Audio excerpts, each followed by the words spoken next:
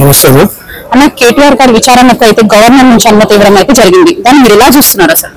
వాస్తవానికి కేటీఆర్ గారు గతంలోనే అనేక సార్లు అనేక పర్యాలు చెప్పారు ఈ కేసు ఒక తుపేల్ కేసు, దీనిలో ఎటువంటి ఆధారాలు కానీ ట్రైల్ ఆఫ్ మనీని పట్టుకున్నటువంటి స్పష్టమైనటువంటి ప్రూఫ్స్ కానీ ఇక్కడ ఎవరు చూపెట్టలేదు ఇంతవరకు. పోలీస్ డిపార్ట్మెంట్ వాళ్ళు ఎందుకు చేస్తారో నాకు తెలియదు ఈ విషయం, కానీ 2 years వస్తుంది. 2 ఏళ్ల కింద ఫైల్ చేసినటువంటి కేసు ఇది. 2 ఏళ్ల నుండి ఇంతవరకు కూడా కనీసం ట్రైల్ ఆఫ్ మనీని కూడా పసిగట్టలేనటువంటి పోలీసు వాళ్ళు గవర్నర్ గారి దగ్గర నుంచి దొంగదారిలో ఒక అప్రూవల్ తెచ్చుకొని వాళ్ళు ప్రాసిక్యూట్ చేయడానికి ఇప్పుడు ఒక ఇబ్బంది పెట్టే ప్రయత్నం చేస్తారు. వాస్తవానికి ఇలా ఈ రాష్ట్రంలో ఏం జరుగుతుందో పత్తి కొనుగోలు ఆగిపోయింది, ఏడికాడ రైతులు లబ్ధిదారులు ఒప్పుకుంటారు, సోయా కొనుగోలు ఆగిపోయింది, ఇస్తా అన్నటువంటి పంట బోనస్ ఇవ్వడం ఆగిపోయింది, సన్న వడ్లు కొనుగోలు లేదు, దొడ్డు వడ్లు కొనుగోలు లేదు. ఎటువంటి రైతులకు చేయాల్సినటువంటి హామీలన్నీ కూడా కంప్లీట్ గా ఎగ్గొట్టి రైతుల నోట్లో మట్టి కొట్టి ఇలా కేవలం వాళ్ళందరినీ కూడా డైవర్ట్ చేయడానికి మళ్ళీ కేటీఆర్ గారు తీసుకొస్తారు. ప్రతి 6 నెలలకు ఒకసారి కేసు బయటకు తీసుకొస్తారు. మీరు అబ్జర్వ్ చేస్తే ఇది ఒక సైకిల్ లాగా అయిపోయింది.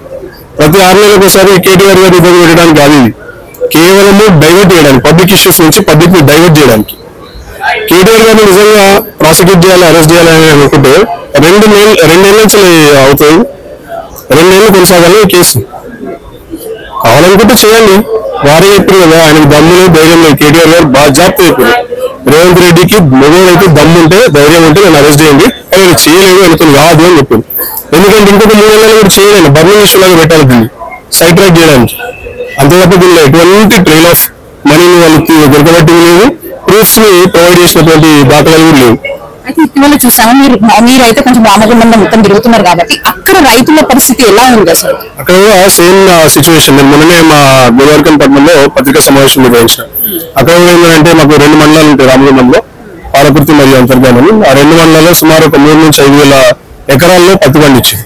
అక్కడ కూడా సేమ్ అదే కపాస్ అనే ఒక యాప్ తీసుకొచ్చింది సెంట్రల్ గవర్నమెంట్. ఆ యాప్ లో లాగిన్ ఇష్యూస్ అవుతున్నాయి. తర్వాత తేమ శాతం, హ్యూమిడిటీ కంటెంట్ ఎంత ఉంది కాటన్ లో అనేది మెజర్ చేసి రైతులు మాక్సిమం పత్తి కొనకుండా ఎట్లా ఉండాలని చెప్పేసి ప్రయత్నం చేస్తారు. కొనడానికి చేయట్లేదు వీళ్ళు, పత్తిని ఎట్లా అవాయిడ్ చేయాలని చెప్పేసి సెంట్రల్ గవర్నమెంట్ సీసీఐ వాళ్ళు ప్రయత్నం చేస్తారు. స్థానికంగా ఉన్న ఎమ్మెల్యే గారు కానీ, స్థానికంగా ఉన్న ఎంపీ గారు కానీ, కాంగ్రెస్ పార్టీకి చెందిన వాళ్ళు వారెవరు కూడా అసలు కనీసం స్ట్రైక్ చేయట్లేదు, కనీసం కేంద్ర ప్రభుత్వంతో ఎటువంటి చర్చలు జరుపుతలేరు, ఎటువంటి నిరసన కార్యక్రమాలు. ఈ రాష్ట్ర ముఖ్యమంత్రి గారితో సహా, వ్యవసాయ శాఖ మంత్రి గారితో సహా, ఎంపీలు ఎమ్మెల్యేలు ఎవరు కూడా ఇంతవరకు ఢిల్లీకి పోయి వాళ్ళ అధ్యక్షులు చెప్పినటువంటి దాఖలాలు అయితే లేవు.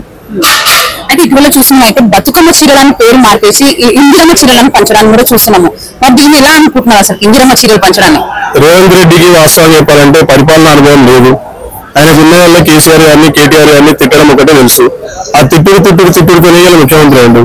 పరిపాలన అనుభవం లేనికి ప్రజలకు ఇచ్చినటువంటి హామీల నుండి దృష్టి మరల్చేందుకు చేయాల్సినటువంటి కార్యక్రమాలన్నీ మస్తు చేస్తున్నారు.